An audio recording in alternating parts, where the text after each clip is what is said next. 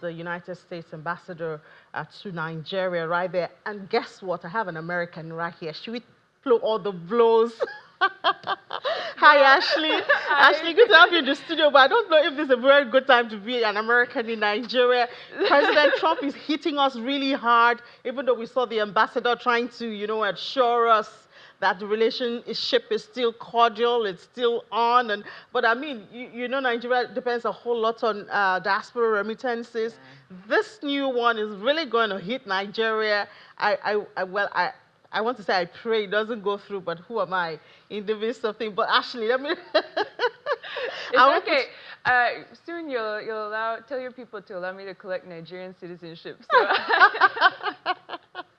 All right, Ashley Manuel is the Chief Operating Officer of Semicolon Africa. She's not here to talk about Nigeria and U.S. relations, so I won't put you in a hot shit. But we're talking about techpreneurship, and this is about, I just read there, the projection of AI in Nigeria. And of course, we do need the person, the skills for this.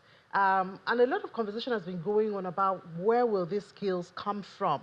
We see a lot of people changing careers at a late time. But I guess the best would be to train the upcoming ones, But the issue of Nigeria's curriculum and how we to prepare the youth for the new reality is another thing. You've been in Nigeria, you've been in the tech space, fintech and all of that for a long time.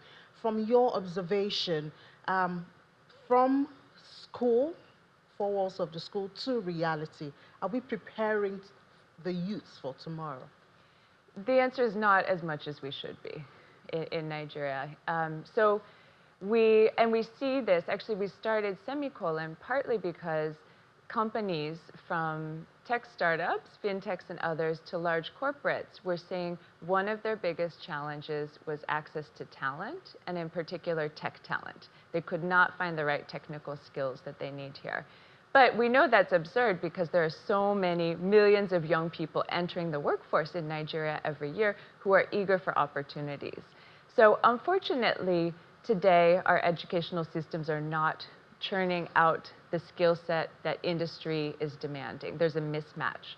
And so we created Semicolon and the techpreneurship program to help address that gap, to turn people, often young people, but not exclusively young people, sometimes mid-career people, into highly employable software engineers who actually are very well aligned with employer need, and historically over 90% of them have gotten jobs. However, we recognize we're training too many university graduates. There are too many people who have degrees in computer science from good universities in Nigeria who still have to come through our program to do an additional year. Are you saying from your observation that perhaps in the school they have computer science on paper, but there are no practicals? Is that what's missing? So I think it's a combination of things. We can look at curriculum. We can look at sometimes the delivery. The professors will need to continuously be upskilling maybe the training also has to go to the professors too. So professors, anybody who is working in any field, increasingly, but especially technology, it evolves quite quickly. So even as Semicolon, we've been running techpreneurship program for 6 years. We can't run the same program we ran exactly 6 years ago. There's new information. So we have to continuously be updating. Just as we do, university professors, same thing. So it's around skills. But we have a lot of government empowerment, skills acquisition programs. These are supposed to empower the youth especially. We know, for instance, there are ICT centers in 774 communities. That's the plan of the government, and we've seen a couple of them, even show them right here. Are you saying those should be infused into institutions, or there's something different that should be done? So I think it's a combination. And the truth is, it takes a lot to build that human capital. So fundamentally, what we're talking about is human capital. And employers today, they need somebody who is strategic, who is a problem solver, who has critical thinking skills, who has the right character, lifelong learner, in addition to relevant technical knowledge and skills. So it's actually quite a lot. And there's no single program in isolation that can independently take somebody from zero to that level. So we really need to look, even though our own techpreneurship program at Semicolon has helped to address that gap, we can take people from here to here. We're still building on an educational foundation. People have attended primary, secondary, sometimes university before they come to us. Likewise, any other program you run, you will need to be layering on other educational experience. You mentioned access to resources, if you're going to be a software engineer, you need to have access to a computer. Sounds obvious, but I have trained some computer science graduates who have mostly written code on paper, right? So we need to look holistically at those things. Each of those initiatives can be an important part of the puzzle, but none usually will do everything on its own. So okay, you need to combine it. Compare the scenario with the US, for instance. I know you most likely wouldn't have this kind of conversation in the US, about, people are doing code on paper and all of that. So how does it work? Is it government funding these things in schools? In Nigeria now, we've seen the growth of private universities, and they are more expensive, but I want to believe they are more equipped. So how is it in the US? What are some of those things we can take from there, to make it work in Nigeria? Yeah, and I'll start by saying the US system is also not perfect. So even in the US, people are having conversations about critical gaps in skills and how to address them. But of course, we can take learning from other parts of the world and also figure out what can we do even better or differently here.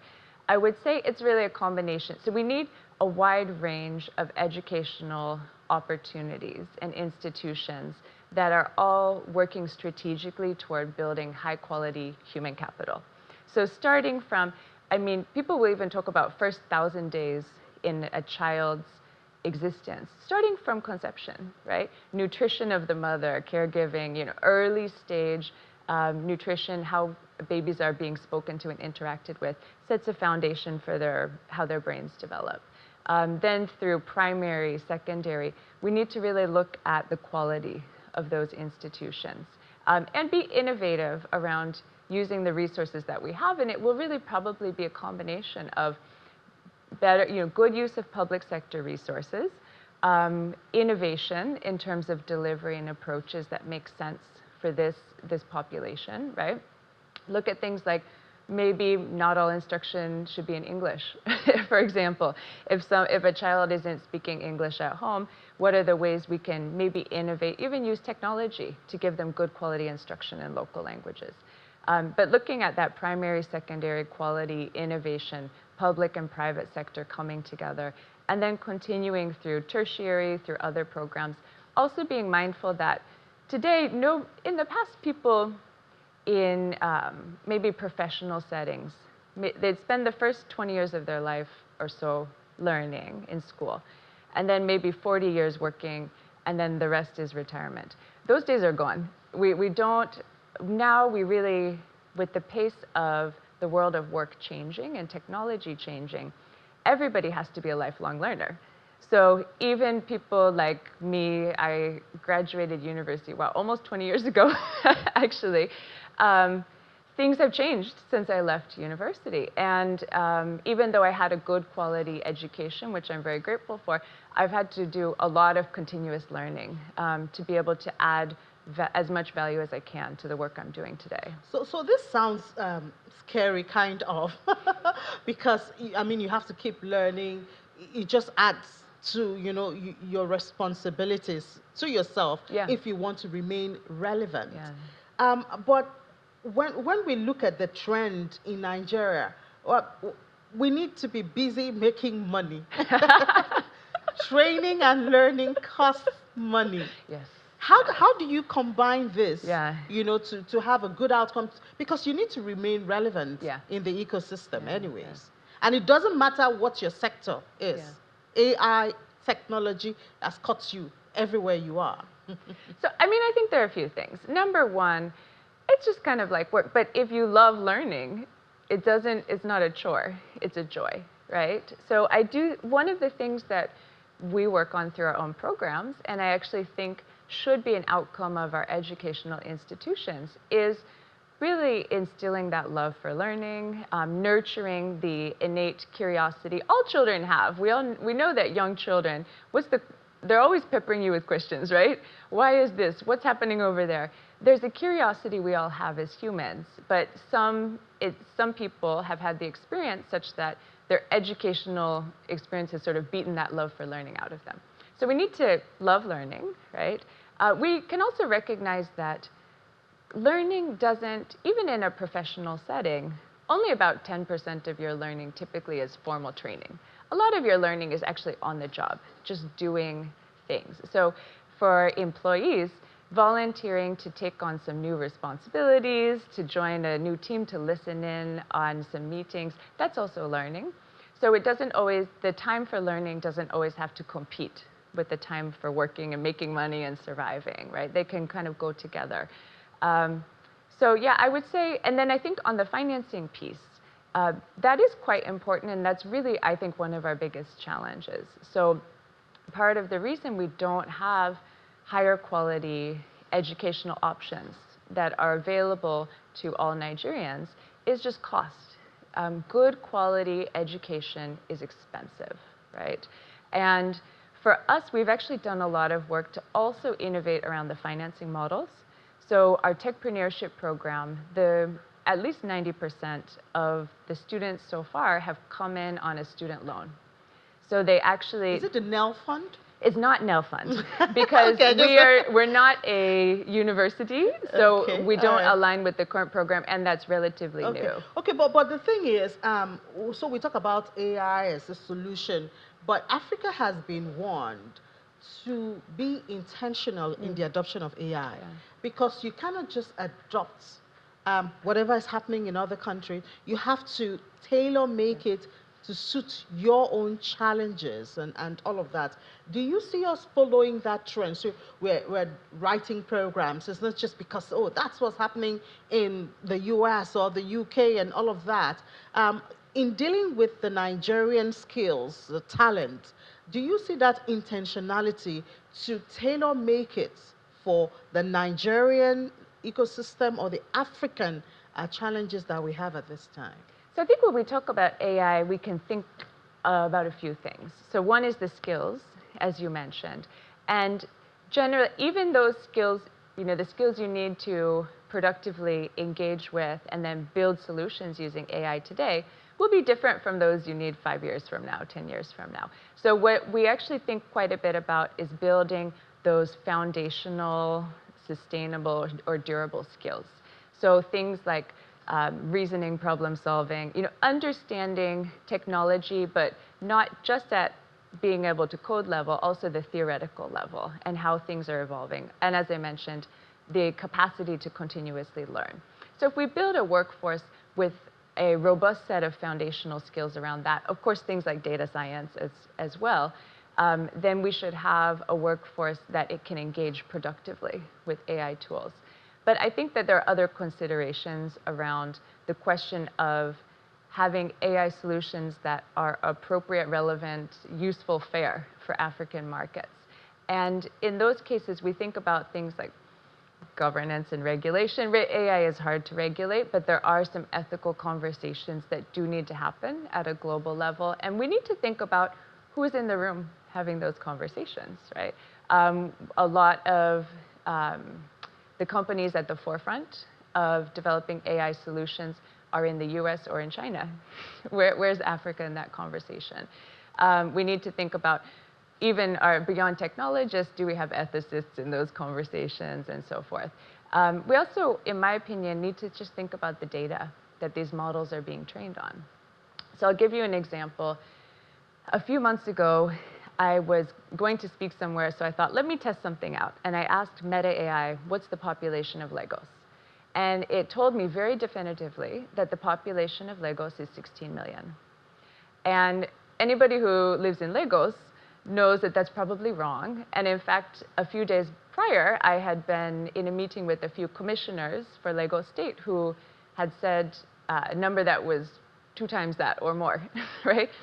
A few months later, I tried again, and then it gave me a slightly better estimate, and it said it better represented the degree of uncertainty around the figure, but it was still misleading. If I didn't know anything about Lagos, I would still have a misunderstanding of the population and the nuances around measuring that number. If you ask AI, I would guess, I haven't done this recently, but based on helping my children with their homework in some years past, when they've had to do a project about the Tiv people or Igala people or some different ethnic groups in Nigeria, trying to understand our own local cultures and contexts in different parts of the country, very little credible information was available that's digitized. So if that data is not digitized, if we don't, who knows how many farmers are farming cassava in Kogi State or wherever. Cassava might be the wrong crop for Kogi State. I'm not an agriculturalist. But the point is, there's actually a lot of the primary data that is not digitized about Africa, about Nigeria. So when these models are using the digital body of knowledge to generate findings and make recommendations and generate increasingly personalized learning solutions and others, will our local context be overlooked just because there was no digital footprint to begin with? So, I really love the example you gave, because even as journalists, we are mostly stuck with data. Yeah. Somebody has to put it there. Yeah. Somebody has to be conscious of it. But I'm wondering, it would be better if it's the private sector, because if it's the public sector, perhaps there might be some political sentiments around there. But these things cost money. Yep. Yeah. So private sector is driven by incentives. So where do we go from here solving such a problem? It's a great question. Last time I was here, I was actually CEO of IFINA, an organization that promotes financial inclusion. And IFINA actually invests quite a bit in primary data collection about financial behaviors, financial inclusion, going out, knocking on doors, speaking with Nigerians who aren't already part of some of whom aren't already part of the financial digital ecosystem. But that project, very valuable. Every bank and fintech I ever spoke with said they use IFINA data. But it was funded by donors, by the Bill and Melinda Gates Foundation and UK aid historically, because of that problem. It can be difficult sometimes for private, because it's a bit of that tragedy of the commons. Good quality data everybody loves, but it is expensive in some cases to generate. And difficult. A few things I would say is, one, I do think private sector can be more organized.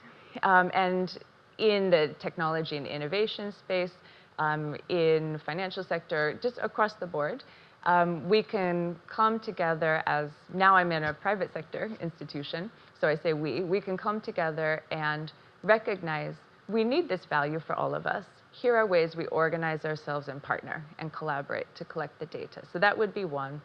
I would say number two is that we can really innovate around primary data collection.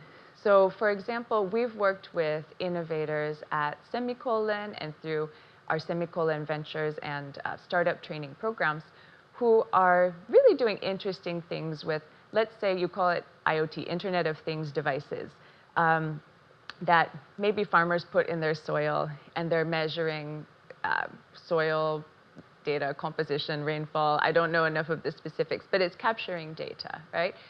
We have geospatial data. I know that NIGECOMSAT is trying to work with innovators more to actually leverage the satellites we already have. How do we use that satellite data for more effective innovation? So I also think that there's space for innovators to work not only on solutions that use data and apply data, but also they can innovate around that good quality primary data collection. And perhaps, so there will be a commercial incentive and benefit, which makes it easier for it to enter the market. And hopefully we can work collaboratively around the joint sort of management and sharing of that data. We already know NDPA, the Nigeria Data Protection Act, specifies that for personal data, for us as individuals, we own our own data. And that enables things like open banking, open finance solutions, because doesn't matter what bank I use, my transaction history is my transaction history. And now that there are rules and frameworks around that data being shared, it means that I can use the transaction history with a bank. I can tell the bank, look, you need to make my data available to this fintech that wants to give me a loan. And the fintech can now use AI and other tools to make informed lending decisions and give me appropriate amount of credit. Yeah, well, it sounds like I think what you started at first, that the private sector needs to be organized. Yeah. And whether it's to gather the data or the sharing or the usage of the data, there needs to be communication and a handshake between different sectors. So, well, I hope somebody will spearhead that and take it up. But thank you. We're trying. Thank you so much, Ashley Emmanuel, Chief Operating Officer, Africa, for your time, spending a bit of your holiday with us. Yes, thank you. It's okay. We'll go to eat ram after this. Ah, okay, great. I hope you get a break too. There's a lot of pepper. Definitely. You can stand that. Of course not. My name is actually Oluwakemi. Yes. All right. Thank you so much, Ashley, for your time. And Thanks a lot. Pleasure to be here.